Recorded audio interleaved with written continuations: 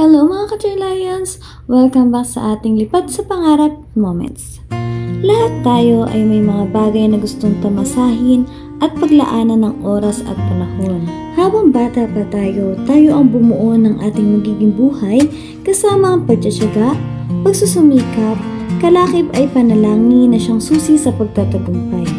Nakahanda tayong makipagsapalaran upang maipagkaloob sa atin ang buhay na gusto natin. Wala imposible kung habang bata pa tayo, paglaanan natin ng ating buhay na mga gusto nating tamasahin. Lagi nating iisipin na nandyan lagi ang ating pamilya, kaibigan na walang sawang sumusuporta sa ating buhay at pagtatagumpay na ating lalakaran. Sometimes you need to leave in order for you to grow.